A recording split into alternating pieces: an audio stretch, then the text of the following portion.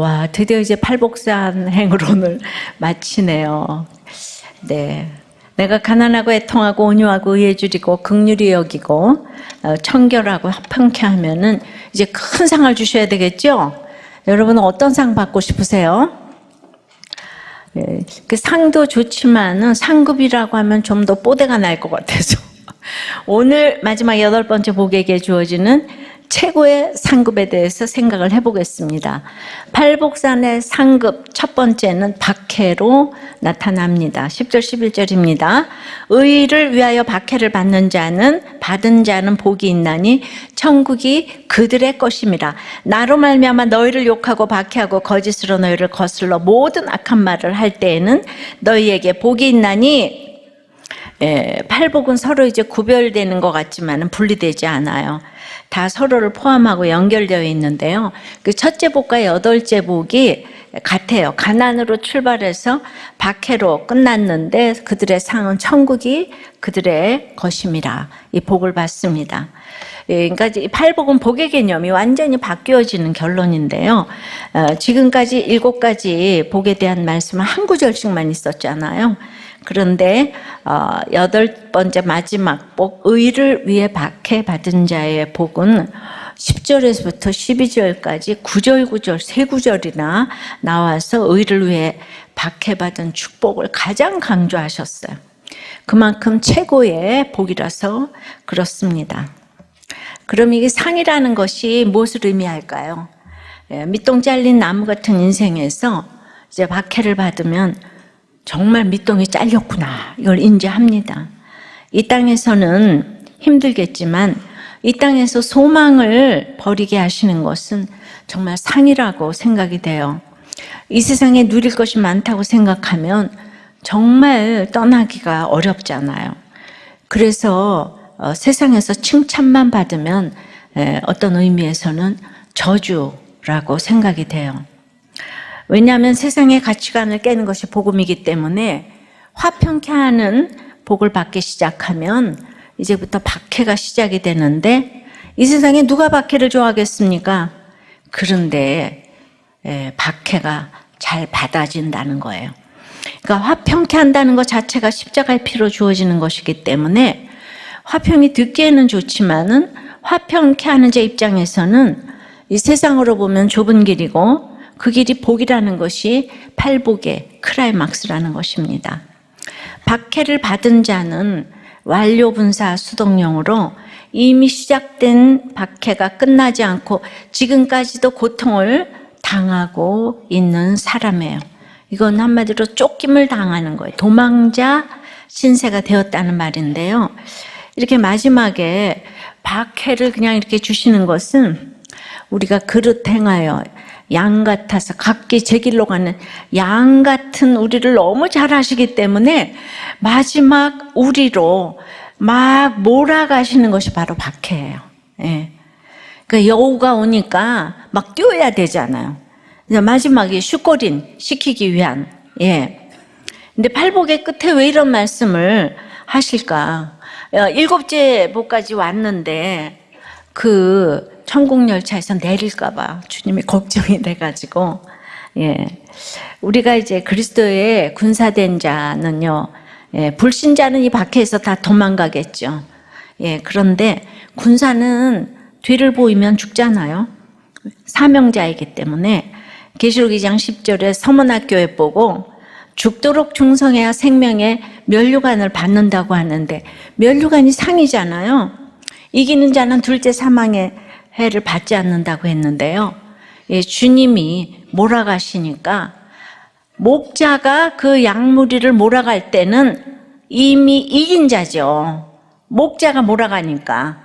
예, 그러기 위해서 서문학교회를 10일 동안 옥에 던져 넣는 것처럼 의를 위한 박해가 있다는 것이에요.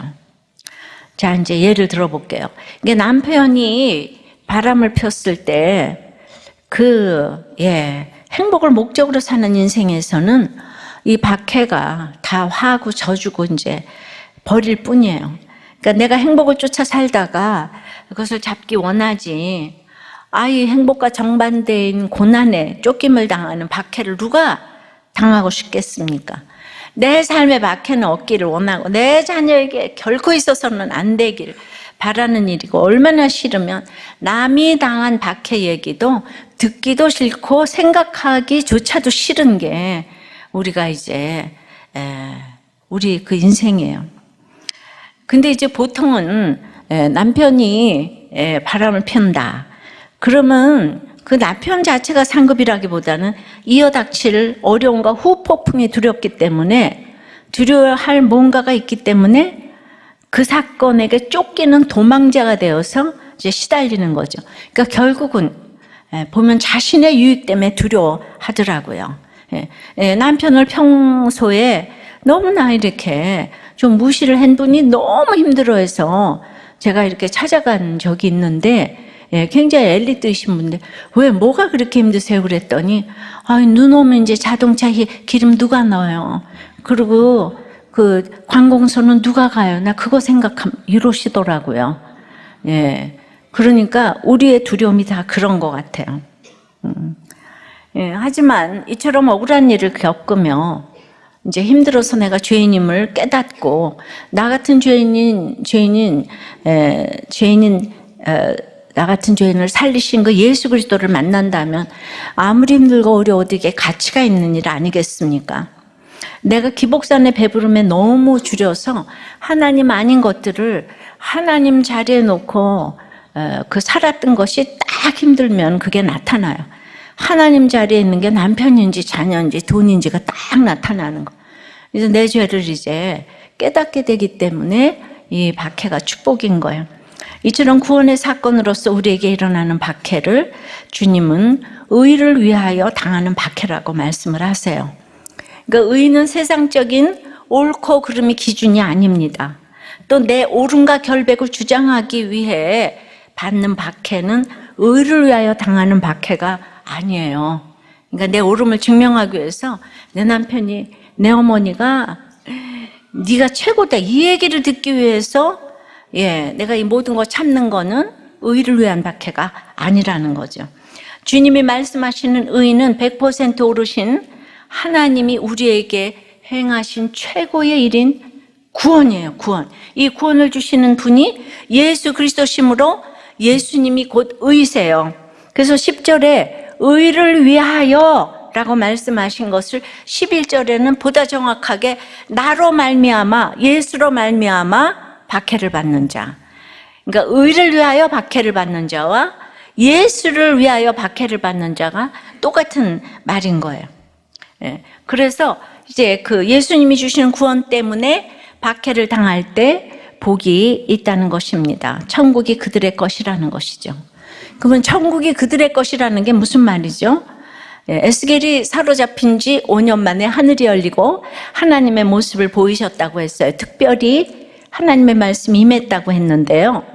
그러면 이제 하늘이 열리는 게 뭘까요? 하늘 첫 나라고, 하늘나라죠, 그죠? 천국이 하늘나라요. 근데 우리 제한적인 세상에서 맨날 남 비교하잖아요. 내 집이 작고 네 집이 크고 맨날 모든 것이 우리 애가 공부를 너보다 잘하고 못하고 뭐 이런 거. 이 제한적인 이 세상에서 우리가 천국을 잠시 눈으로만 올려다봐도 너무 아름답고 너무 무한하지 않아요? 이 세상 어떤 걸 해도 그 하늘을 쳐다보면 무지개도 아름답고, 그런데 그 아름답고 무한한 하늘이 내 것이라는 거예요, 내 거. 그거 믿어지세요? 그 잠시간의 박해를 견디기가 쉽지 않을까요? 근데 그 하늘나라, 내가 만들 수도 없고 지을 수도 없는 그 하늘나라의 주인이, 그 요한복음 14장에 보면 그 내 아버지 집에 거할 곳이 많다 그러잖아요. 처소를 예비하러 가노니, 누구든지 이제 주님이 예배하러 갔기 때문에 우리가 거기 있게 된다 그러잖아요. 근데 이 하늘나라를 우리가 시청각 교재를 다 쓰셔서 우리가 늘 알 수 있고 볼 수 있는 그 천국 하늘나라를 이루고 있다가 쳐다만 보면 하늘나라가 내 거야.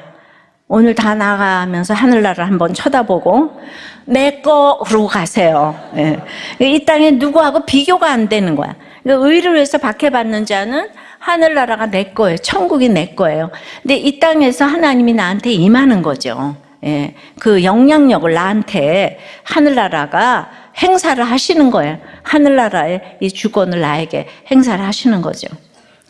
자, 그래서 이제 복음 때문에 핍박받는 자, 그 박해받는 자가 복이 있는데, 어느 집사님이 이제 이렇게 그 남편이 교회 홈페이지에 이런 글을 올렸었어요. 아내가 살림을 안 해서 일주일 내내 김치만 먹었다. 목사님께서는 가정이 먼저인지 교회가 먼저인지를 알려주시기 바란다. 이렇게 딱 이렇게 썼어요. 그래서 물론 안 믿는 남편에게는 잠깐 성경을 보는 것도 하루 종일 살림 안 하고 성경만 보는 것처럼 보일 수가 있어요. 제가 외출도 안 하고 집에서 살림만 하는데도 남편은 허구한 성경만 본다 그러는 거예요.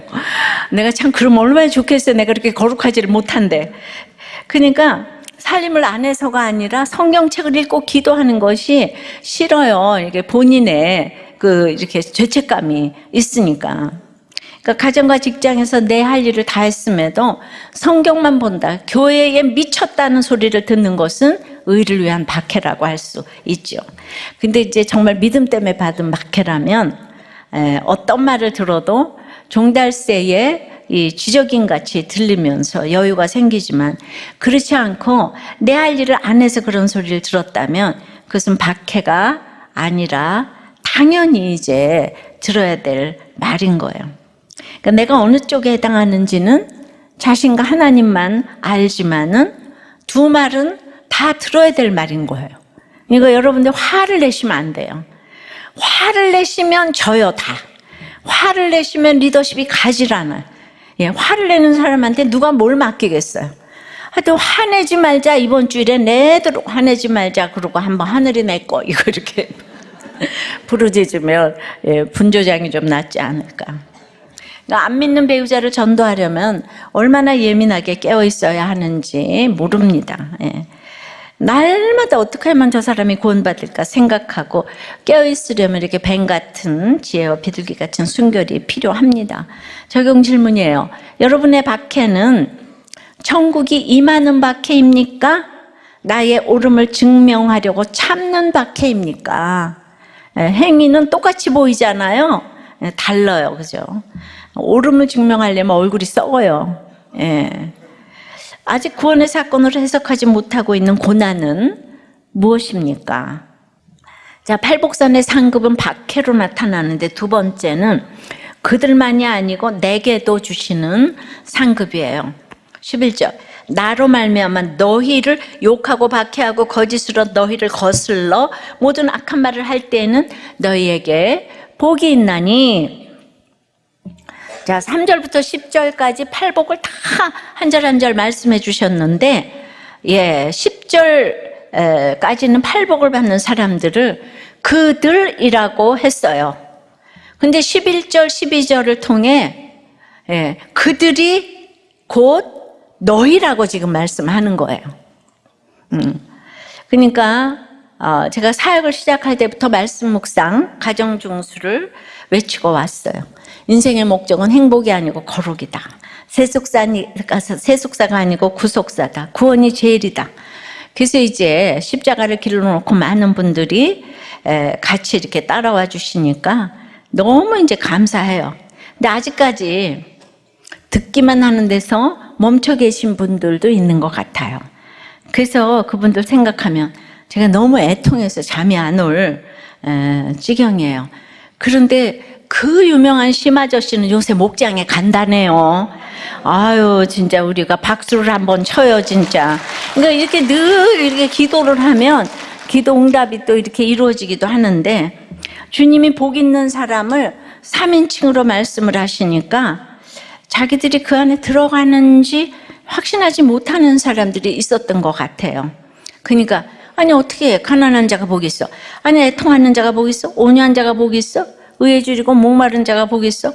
긍휼히 여기는 자가 복이 있어? 청결한 자가 복이 있어? 합평케 하는 자가 복이 있어? 의를 위하여 박해를 받는 자가 복이 있다고? 아니 복 있는 사람은 그 반대 아니야. 아유, 나는 그런 사람이 될 수도 없고 될 마음도 없어. 나는 그런 말씀 난 상관없어. 난 나대로 살 거야. 이러는 거예요. 왜 그럴까요? 그 주님의 말씀은 천국이 그들의 것이요, 그러니까 그들에게만 주신 말씀이고 나와 상관이 없다는 거예요. 예, 내게 주신 말씀으로 들리지가 않는 거예요. 주님이 친절하게 이 그들이 바로 너희다. 예, 주님과 그들의 관계가 바로 나와 너의 관계라는 거죠. 그러니까 주님과 인격적으로 만난 모두에게 이 말씀을 주신다는 뜻이에요. 자, 그래서 의를 위하여 박해를 받을 때 구체적으로 욕하고 거짓으로 너희를 거슬러 모든 악한 말을 한다고 했잖아요. 그러니까 이제 구체적으로 이렇게 의를 위해서 박해받는 것이 그게 어떻게 나타나는가 하면 욕과 박해, 거짓 비방 이런 것으로 이제 나오는 거예요. 근데 욕을 하든 비방을 하든 나하고 상관이 없는 사람, 그것이 내가 싫어하는 사람을 향한다면 내가 힘들 이유가 하나도 없지 않아요. 근데 그게 나와 내 가족, 나와 관계 있는 사람들을 괴롭게 하면 이제 문제가 되는 거죠. 근데 우리는 특별히 욕이나 그 박해나 비난에 대해서는 지나치게 이제 민감해요. 주님을 만나 성령으로 자존감이 높아져야 이런 것에서 자유롭게 되는데 그렇지 못하니까 자존심을 동력 삼아서 욕 레이더를 24시간 돌리면서 살아요. 그래서 심지어 꿈속에서도 비난을 받았다고 여기며 상처를 받아요. 너 어저께 욕했지? 이러면서. 그 욕 듣는 것도 어려운데 그보다 사실 정말 힘든 것은 적극적인 순종으로 주를 위해 살다가 욕먹고 박해받고 거짓모함을 받는 고난이에요. 예. 자, 억울함과 한이 골수에 사무친 험한 인생을 살다가 기적적으로 주님을 만났어요. 그래서 이제 십자가를 길러 놓고 결단을 따라 정말 힘들지만 하루하루 순종하면서 주님을 따르고자 했습니다. 근데 전혀 예상하지 못했던 사건이 닥쳤어요. 그 주님을 따르고 있는 그 모습에 대해서 온 세상이 욕을 하고 박해를 하며 거짓말로 온갖 비방과 비난을 쏟아붓습니다. 여러분이 이런 상황이라면 어떻게 하시겠어요? 지금까지 따랐던 그 순종을 위한 모든 에너지와 과거의 한과 억울함까지 다 합친 그냥 어마어마한 생사과 원망이 올라오지 않겠습니까? 나 예수 안 믿어? 예. 안 그럴 수 있는 사람이 어디에 있겠습니까? 자, 구속사는 유다가 주인공이라고 했어요. 마지막에 또 유다가 빠지면 안 되잖아요. 다시 반복을 합니다. 아무리 들어도 모르니까 여러분들이. 예, 며느리 보고 그녀는 나보다 옳도다라고 했어요. 그러면 뭐가 나보다 옳은 걸까요? 그러니까 자신은 지금 복수심으로 요셉을 팔고 공동체를 떠나서 결혼했어요. 예. 아들 둘을 낳았는데 둘 다 악하다고 했어요.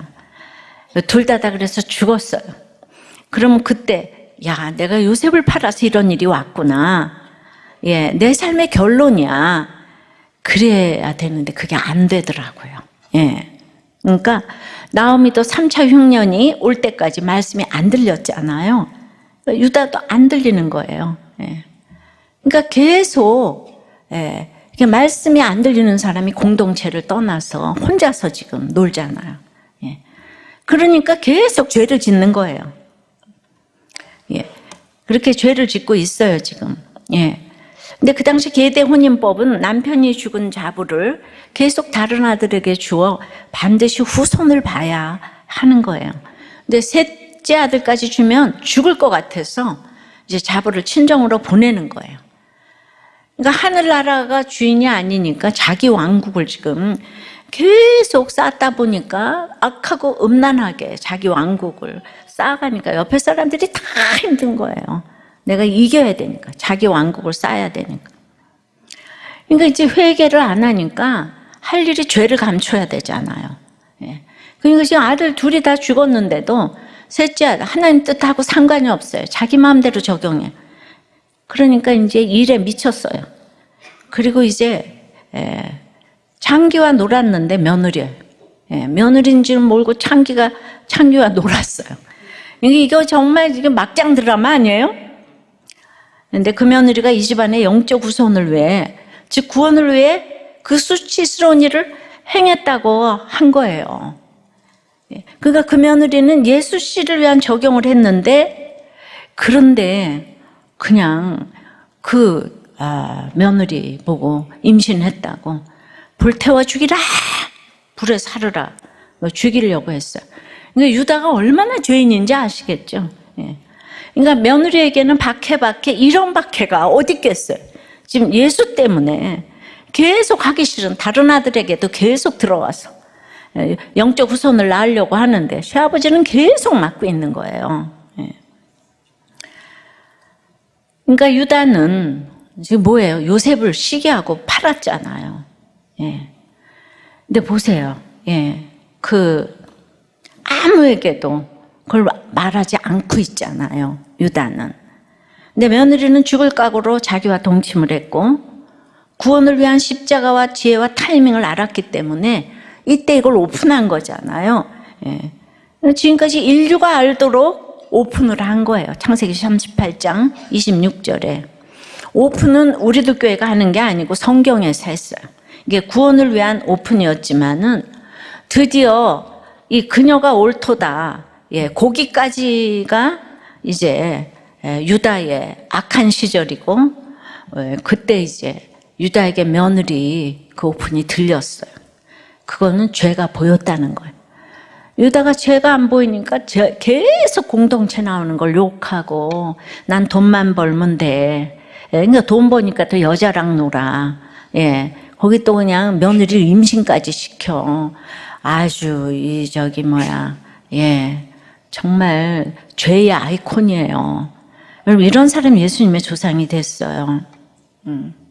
그러니까 지금 며느리 그 사건 있기 전까지는 죄의 아이콘이에요, 유다가. 그 누가 무슨 말을 해도 안 들어요. 악하고 또 악했더라. 지금 여기 목장에 안 나오려는 분들 뭔가 다 있어요. 유다 같은 죄를 다 지금 하나씩 깔고 있어요. 그래서 계속 오면 그 오픈해야 돼서 못 간다고 이래요, 다. 그래도 어떻게 해요? 우리는 천국이 우리의 목적지니까. 그러니까 이게 며느리가 옳다는 거예요. 의롭다는 거예요.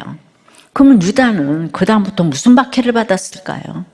자기는 죄만 지었는데. 유다는 다말이 낳은 베레스가, 며느리가 낳은 베레스가 예수님의 계보에 올라갔습니다. 근데 곧장 며느리 옳다 그런 다음에 며느리와 가까이 하지 않았다고, 동침하지 않았다는 얘기가 딱 나와요. 그러므로 그 다음부터 음행을 다 끊었어요. 완전히 그때부터 바뀌었어요. 주님을 만나면 이렇게 바뀌어요, 인생이. 그렇지만 이 일은 만천하에 드러났어요. 며느리와 동침한 시아버지라고 입 있는 자는 다 비방을 했을 것이고, 아들 베레스가 유다를 보고 아빠라고 해야 하는지 할아버지라고 해야 하는지가 굉장히 힘들고, 베레스도 심한 조롱을 당하며 거스리라고 생각이 되는 거예요. 모든 악한 말을 다 들었을 거예요. 그러니까 욕과 비방과, 유다도 다말도 별 악한 말을 묵묵히 다 드러냈기 때문에 둘 다 마태복음 예수님의 계보에 시아버지 며느리가 찬란하게 다 올라간 줄 믿습니다. 좋은 글씨 달고 사는 게 진짜 축복이에요. 그런데 보세요, 유다가 얼마나 다말을 못 쫓아오냐 하면은, 그렇게 다말을 보고 회개를 했어도 유다는요, 그 후로 22년 동안 요셉 얘기를 아버지에게 못 하더라고요. 이렇게 회개해도 못하는 게 있더라고요. 그러나 유다는 그 못하는 한 가지 때문에 22년 동안 날마다 오늘도 회개하고 내일도 회개하고 아침에도 회개하고 그러면서 낮아져 갔습니다. 그러니까 예수님의 조상이 된 이유가 유다가 훌륭해서가 아닌 것 아시겠죠? 유다가 훌륭해서 예수님의 계보에 올라간 게 아니에요. 다말이 적용한 나보다 옳도다, 의롭다의 의의는 righteousness, 오늘 예, 여기 10절부터 나오는 이 의와 같은 단어예요. 그러니까 예수 씨 때문에 십자가진 같은 조롱과 욕을 받아낸 거예요. 예. 화평케 하는 자는 욕을 받아낼 수가 있어. 때가 참 22년 만에 모두에게 천국의 창대함을 보여줄 수 있는 화해를 하게 된 것이죠. 바로 이거예요. 그래서 화평케 하는 자는 의를 위하여 박해를 받는 것이고 천국이 너의 것이고 그들의 것이고.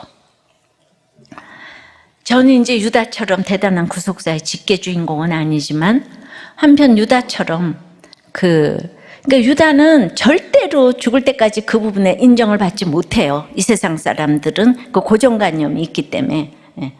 그래서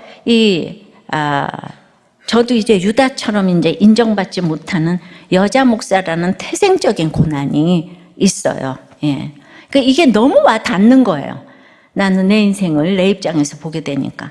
그러니까 말씀이 이해 안 되는 분들의 여자라는 고정관념은 대단한 것이거든요. 그거는 이제 교계에서도 마찬가지고. 그러니까 이제 다말도 유다도 그런 고정관념에 대해서 이해를 했단 말이에요. 그러니까 입을 다물고 있는 거예요. 그러니까 유교 나라인 우리나라에서 이 고정관념을 뚫고 우리들 교회 와주신 성도 여러분들은 정말 팔복산의 상급을 받으실 것이라고 믿습니다. 이거 대단한 거예요. 예. 그러니까 오직 말씀으로 지금 이제 오신 거잖아요. 우린 여자가 돼서 온 사람은 아무도 없다고요. 근데 안 오는 사람들은 늘 여자를 얘기를 해요. 그리고 그런 것에 대해서 유다하고 다말은 그걸 억울히 했다는, 억셉트 했다는 거예요. 받아들였다는 거예요. 그러니까 여러분들도 여러분들이 안 되는 거 있어. 왜 나한테 그러지 말고 지금 그 상황이 그런 걸 어떻게 오겠어요. 내가 아무리 얘기를 해도 안 변하는 사람 안 변해. 그럼 내가 맞춰야 되는 거예요. 내가. 자, 그래서 이제 어떻게 그렇게 비방과 욕과 조롱을 받아내면서 상급을 받는가. 한 집사님이 그냥 너무 예수 믿는 것 때문에 몇 가지 맞아가면서 남편과 시댁의 심한 박해 속에서 정말 목숨을 걸고 예배를 드리고 교회를 섬겼어요. 근데 어느 날 어린 딸이 이 성추행을 당했다는 벼락 같은 사건이 왔어요. 근데 다른 사람도 아닌 바로 목사님에게 당했기 때문에 이게 누구에게 알릴 수도 없고 덮어두자니 너무 억울한 문제가 왔어요. 이걸 교회에 알려야 되나요? 경찰에 신고해야 되나요? 예. 이 시댁은 교회라면 일을 가는 집인데 이거 어찌겠어요? 그 다음에 아이가 너무 어리기 때문에 이럴 수도 저럴 수도 없는 삼중 박해가 왔습니다. 예. 예. 그게 우리 중에도 이런 일이 있을 수 있는 거죠. 그럼 이럴 때 구원의 사건으로 의를 위하여 박해를 받는 것은 어떤 것일까요? 그러니까 어떤 경우에도 내가 보여야 할 구원의 적용은 내 죄를 보는 거예요. 예. 그러면 여기서 내 죄를 어떻게 봐? 이러잖아요. 근데 이제 너무 심한 박해 속에 교회를 다닌 것이 이 집사님한테 굉장히 의로움이 될 수 있죠. 예. 그럴까봐 하나님 사건을 주신 거예요. 이 세상에 100% 다 죄인이니까. 그러니까 항상 사건 속에서 객관적으로 내 자신을 보고 그리고 세상을 보는 견해를, 올바른 그 견해를 가져야 해요. 세상을 보는 이 올바른 견해. 하여튼 어떤 경우에도 누구를 탓하면 안 되는 거예요. 탓하면. 예, 껐떡하면 교회 탓, 남편 탓, 아내 탓, 시어머니 탓, 아이 탓. 누굴 탓하는 거는 그 의를 위해서 박해받는 게 아니에요. 왜냐하면 믿음의 분량이 천차만별인 거예요. 예. 그러니까 이 아이가 굉장히 크고 이 모든 것을 감당할 수 있으면 또 이렇게 저렇게 할 수 있어요. 그러니까 이 부모가 영적으로 깨어서 자녀를 지키고 가르쳐야 해요. 예. 근데 내가 그런데 세상은 갈수록 악하고 음란해요. 그렇다고 교회를 안 가야 합니까? 보통 사람 내가 교회 절대로 안 가 이러잖아요. 또 또 그 교회를 또 가자니 그것도 그렇잖아요.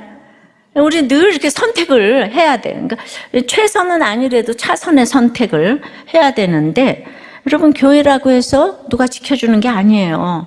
예. 교회도 가면은 믿음의 분량이 다 천차만별이라고요. 그러니까 부모가 영적으로 깨어서 자녀를 지키고 가르쳐야 하는데, 다들 내가 이렇게 박해당하면서도 교회를 가니까 하나님 다 지켜주시겠지. 예. 내가 기도하니까 하나님 책임지시겠지. 아니, 이거 하나님이 없는 거 아니야. 이거 하나님 탓한 거죠, 지금? 예. 그게 아니라 내가 교회를 가고 예수를 믿는다는 거는 나는 내 자리에서, 엄마 자리에서 철저히 해야 할 역할이 있는 거예요. 아니, 내 새끼를 내가 지켜야지. 누가 지켜요? 근데 이제 박해받던 그냥 그 맹목적인 열심으로 신앙생활을 지금 하고 있었는데, 이제는 하나님의 말씀대로 지혜롭게 인도함을 받는 신앙생활로 바꾸라는 그 사인이 온 거죠. 그래도 그 어머니가 섣불리 이런 말을 다 내지 않고 제게 메일을 보내신 것이 참 그 구원의 결정이었다고 생각하는 게요. 당장 쫓아가서 따지고 슬프고 악쓰고 그러고 싶죠. 그러나 이 사건에서 하나님의 뜻을 깨닫고 기뻐하는 모습을 보일 때 이야말로 예수님 때문에 박해받는 것이 되는 것이죠. 물론 나이가 들고 여러 가지 상황으로 알리고 신고하고는 완전히 다른 문제예요. 신고도 하고 알리기도 해야 돼요. 근데 이 아이는 너무 어려서 그러기가 어려운데 그걸 신고 안 하자 내가 죽을 것 같지 않아요? 예. 그러니까 결국은 비둘기같이 순결하고 뱀처럼 지혜로워야 하는데 그래서 이렇게 말씀 묵상과 나눔이 중요합니다. 항상 묻고 나눔을 해야 되는데 물을 사람이 없으니까 혼자만 열심히 교회를 다니다가 이렇게 변을 당할 수가 있는 거예요. 이렇게 해석을 잘하면 이때 주님을 만나게 되면 일생의 복이 될 수 있죠. 그러니까 왜 이렇게 늘 힘든가 하면은 결국 늘 탓하는 거는 내 믿음이 기복산에 있기 때문이에요. 기복이 있으니까 맨날 이러 안 되고 저러. 예수님이 십자가에 못 박혀 돌아가셨는데, 그러니까 내가 기복산에 있다는 증거가 맨날 누구 탓하는 거예요. 탓하면 지옥을 사는 거예요. 천국의 반대, 지옥을 사니까 그냥 의를 위해서 박해를 안 받으면 지옥이 저희 것이며 이렇게 되는 거죠.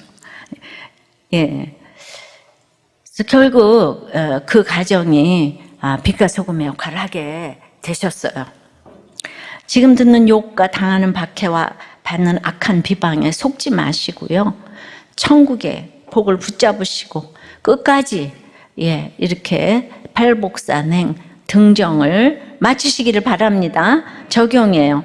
욕과 박해와 거짓된 악한 말로 비방을 받으며 내가 복 있는 사람이라는 사실이 믿어집니까? 내가 받은 박해가 전도의 열매로 이어지고 있습니까? 팔복산 산행길에서 어느 구간을 지나고 있습니까? 오르막길이에요? 내리막길이에요? 근데 지금 그래요. 지난주일도 목사님 말씀 하나도 몰라 이랬다는 거예요. 남편님께서. 그러니까 지금 이 얘기를 듣고 미쳤고 그럼 경찰에 알려야지. 그 사람 콩밥을 먹게 해야지. 이제 이런 생각밖에 못하는 거죠. 그런데 이게 그래서 의를 위해서 박해를 받는 자가 왜 천국이 저희 것임인지를 오늘 이렇게 마지막에 정말 귀를 기울여서 이해가 안 되면 몇 번씩 좀 들으시면서 이해를 하셨으면 좋겠습니다. 자, 이제 팔복산의 상급 세 번째는 우리는 박해로 나타나고 그 다음에는 이제 그들의 말씀이 아니고 나에게 주신 이 말씀으로 이게 받아야 되는 거예요. 이게 구원의 해석을 하면요, 그게 천국이기 때문에 막 억지로 그러지 않아요. 천국이 임하니까 한계가 없잖아요. 아름답잖아요. 이게 해석을 하면 해결이 된다니까요. 제가 지금 해결책을 제시했는데 그럴듯하군. 그렇죠? 그죠? 그럴듯하죠? 아니에요? 예, 남자들은 고개를 아무도 끄덕거리지 않아. 그 경찰이 가야 돼. 이거 빨리. 목사를 그거 혼내줘야 돼. 이렇게. 혼내는 건 하나님이 하시는 일이고, 우리는 우리 적용을 해야 되는 거잖아요. 그죠? 우리는 우리를 지켜야 되는 거예요. 지켜야 돼. 자, 팔복산의 상급 세 번째는 지금 기뻐하고 이렇게 즐거워해야 돼요. 12절에 기뻐하고 즐거워하라. 의를 위해서 박해를 받고 있는데 기뻐하고 즐거워하라. 예, 이게 어떻게 기뻐하고 즐거워할 수가 있어요? 이런 사건에서. 근데 천국이 임하면 기뻐하고 즐거워하라. 하늘에서 너희 상이 크기 때문이래요. 너희 전에 있던 선지자들도 이같이 박해하였느니라. 그게 박해받는 인생이 예수 믿는 인생이잖아요. 주님의 팔복설교의 결론은 기뻐하고 즐거워하라. 예, 이 명령이에요. 그러니까 육체적으로 고문하고 악한 말을 나에게 하는 건 참겠지만은 이게 나를 그렇게 악의적으로 박해할 때 적극적으로 기뻐하는 것은 100번 어렵죠, 그죠? 예, 우리는 참기는 하지만 내가 용서까지는 못해 이러죠, 그죠? 용서는 하지만 내가 기뻐하지는 못해 이러잖아요. 근데 의를 해서 박해받는 게 세 구절이나 나왔다 그랬잖아요. 변함없이 힘든 상황에서 말씀을 힘입어 기뻐하고 이렇게 즐거워할 수 있는 이 구체적인 이유는 무엇일까요? 지금 하늘에서 우리가 받을 상이 지금 크기 때문이죠. 크기 때문. 이 땅에서 제한적인 이 땅에서 받는 상하고 이 광활한 하늘나라에서 받는 상 비교가 안 된다는 거예요. 우리가 날마다 한 번씩 하늘을 쳐다보면서 내가 받을 상이 저기 있구나. 이거 생각해 보시면 마음이 좀 넓어지지 않을까요? 자, 베드로전서 하늘의 큰 상은 1장 6절에서 9절. 그러므로 너희가 이제 여러 가지 시험으로 말미암아 잠깐 근심하게 되지 않을 수 없으나 오히려 크게 기뻐하는도다. 너희 믿음과 확실함은 불로 연단하여도 없어질 금보다도 더기하여 예수 그리스도께서 나타나실 때에 칭찬과 영광과 존귀를 얻게 할 것이니라. 예수를 너희가 보지 못하였으나 사랑하는도다.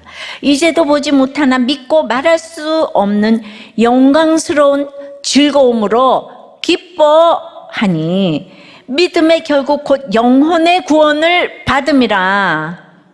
예, 그러니까 결론부터 말하면 가장 기뻐할 수 있는 비결은 내가 구원받았기 때문이래잖아요. 예, 베드로 사도는 이 팔복 설교를 들었죠. 결론을 떠올리면서 이 구절을 쓴 것 같습니다.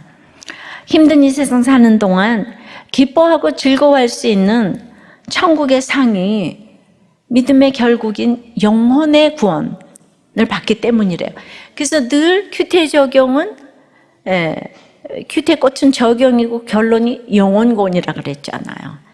너무 큰 상급이기 때문이에요. 지금은 손에 잡히지 않는 것 같고 아직 멀리 있는 것 같아 답답할 때도 있어요. 하지만 구원과 천국은 또 누가 주시는 거예요? 하나님이 주시는 선물이잖아요. 그러니까 구원과 천국도 결국 하나님 안에 있어요. 하나님 없이 구원과 천국을 얻을 수가 없죠. 그러니까 하나님과 함께라면 그냥 구원과 천국은 따라오는데요. 주님은 아브라함에게 내가 너희 지극히 큰 상급이라고 창세기 15장 1절에. 그러니까 하나님 자체가 가장 큰 상급이라는 거예요. 예, 둘이서 연애를 하다가 신랑이 다이아몬드 보내고 장미꽃 보내면 뭐해? 신랑이 와야지. 이거예요, 그죠? 하나님 자체가 상급이에요. 이 땅에 어떤 것도 하나님 자체를 넘어서는 상급은 없어요. 예, 그러니까 계시록 22장에서도 우리에게 내가 줄 상이 너에게 이제 내가 줄 상이 내게 있다, 너에게 줄 상이. 그러니까 우리가 받을 하늘의 큰 상은 결국 하나님 자신이에요. 그러니까 하나님 우리가 욕을 먹을 때나 박해를 당할 때나 온갖 악한 말로 비방을 당할 때도 우리를 떠나지 않고 우리와 함께 그 모든 고난을 같이 통과하시는 줄 믿습니다. 그래서 우리를 위해 말할 수 없는 탄식으로 기도하시고 넘어질 때마다 손을 잡아 일으켜 주시고 고아처럼 내버려 두지 않으시고 안아주심으로 꼭 안고 가시는 줄 믿습니다. 하나님 자체가 상급이고 내 신랑이잖아요. 예. 근데 그거 안 보인다고. 하늘에서 보면 딱 보는데 우리가 여기가 이 세상에 완전치는 않잖아요. 천국이 임한다는 거죠. 그런데 하나님 자체가 상급이 되기 위해서 예, 우리가 한 수고가 뭐가 있어요? 우리는 노력에 걸맞는 상만 받아도 너무 기쁘고 즐겁지 않아요? 근데 살아갈수록 그게 안 된다는 것을 우리가 경험하지 않습니까? 갑자기 대기업에다 하다가 공고사직을 당하고 내가 그렇게 노력했는데 뭐 이러잖아요, 그죠? 예, 그러니까 전적으로 이 하나님 자체가 상급이 된다는 것은 정말 수동적이에요. 내 힘이 아닌 오직 주의 은혜로 내가 지금 믿음 위에 서 있는 성도가 되어 있는 거예요. 오직 주의 은혜로 내가 합격자가 아니고 승자가 아니라 택자라 이 말입니다. 자꾸 예, 주님의 전적인 은혜로 성령이 거하시는 거예요. 팔복은 주님과 함께 한다는 것 자체입니다. 요한복음 15장 7절에 너희가 내 안에 거하고 내 말이 너희 안에 거하면 무엇이든지 원하는 대로 구하라. 그리하면 이루리라. 주님과 동행한다는 것은 추상적인 게 아니에요. 첫째가 우리가 주님 안에 그리스도의 몸인 교회 공동체 안에 거하는 거예요. 공동체에 꼭 붙어 있는 게 주 안에 거하는 거예요. 둘째는 주의 말씀이 우리 안에 거하는 거예요. 말씀 묵상하는 거예요. 그러니까 말씀과 공동체가 바로 주와 함께 하는 길인 줄 믿습니다. 이것이 팔복이요. 우리가 천국에서 가장 받을 큰 상이며 이 땅에서도 지금 누릴 수 있는 기쁨과 즐거움인 줄 믿습니다. 적용 질문이에요. 박해받으면서 여러분들은 기뻐하고 즐거워합니까? 하나님 자체가 상급입니까? 하나님이 주신다면 이 환경이 상급입니까? 그래, 환경이 상급이니까 사건만 생겨. 하나님 없어. 하나님이 어디 있어? 난 떠날 거야. 교회도 떠날 거야. 밤낮 이게 주제가잖아요. 그죠? 예. 근데 이제 아까 그 집사님은 그런 이제 공동체가 없었잖아요. 물을 때도 없었잖아요. 근데 이제 우리들 교회에 집사님의 어떻게 해석을 하고 해결했는지 이 적용을 한번 들어보세요. 이렇게 대표 기도를 위해서 단톡방에 이제 기도 부탁을 했어요. 딸이 중학교 때 학교에서 학폭으로 괴롭힘을 당하는데 그 정도가 심각한지 모르고 그 가해 학생이 엄마를 전도를 해가지고 이제 목장에 딱 갖다 앉혔어요. 그러니까 엄마로서 자녀의 아픔을 헤아리기보다도 그냥 그 엄마를 전도했다는 이것 때문에 그래서 학폭 신고를 만료했다는 거예요. 근데 그 일로 여기 이 자녀는 이제 너무 용서가 안 되는 거예요. 엄마가 나에게서 교회를 빼앗아갔다며 예배와 공동체에서 멀어져 갔어요. 그래서 중고등학교 시절을 잃어버렸어요. 예. 그런데 이제 매수를 거쳐서 이제 대학을 갔는데 청년부 목장을 이제 권면하는 제게 온 교인이 다 보는 곳에 엄마 죄를 오픈하는 글을 올리라고 하면서 그때까지 목장은 입도 떼지 말라고. 예. 근데 이제 온전한 화평은 양쪽이 함께 누릴 수 있는 것이어야 한다고 말씀해 주셨는데 내가 믿음이란 미명 아래 학폭으로 힘든 가운데 있는 딸에게 참으라 희생을 강요하고 그 학생 엄마와 일시적인 화평만 이루려고 했던 것이 이 연약한 딸을 찌르고 고통의 짐을 지우고 구원을 가로막은 문제 엄마였음을 딸에게 진심으로 전하고 사죄할 수 있도록 기도 올렸어요. 예. 그래서 딸이 목장 가지 않고 내 죄를 오픈하라고 기회를 주는 것이 하나님의 용서하심이고 하나님이 나에게 베푼 구원의 날임을 깨닫고 사람 안에 심령을 지으신 하나님께서 딸의 심령 안에 예수 씨가 싹을 틔워주실 때까지 애통함으로 잘 기다리는 적용을 할 수 있도록 이걸 이제 초원 카톡방에 이제 기도 제목을 올렸어요. 그리고 이제 대표 기도를 하셨어요. 대표 기도는 이걸 모두 할 수는 없잖아요. 그래서 한 구절 딸에 대한 기도를 했어요. 열등감에 갇혀 내 안에 화평이 없다 보니 학폭으로 시달리는 딸의 괴로워하는 신음소리를 들으면서도 내가 그 학생의 엄마와 일시적인 화평을 이루려다 본질적인 딸의 구원을 가로막은 문제 엄마임을 고백하오니 용서하여 주시옵소서 눈물로 기도를 했어요. 근데 딸은 이 기도 영상을 보고는 자기가 말한 대로 안 하고 한 줄로 쓱 지나갔으니까 안 되겠다고. 그래서 이제 초원 큐티 방에 그 기도 제목 올린 거 이거를 보여줬더니 이제 진정성이 전달됐는지 가족 톡방에 이렇게 올렸다는 거예요. 엄마한테 피해받았다는 입장이라는 이유로 모두가 보는 앞에서 다 오픈하라고 한 거 사실 미안했어.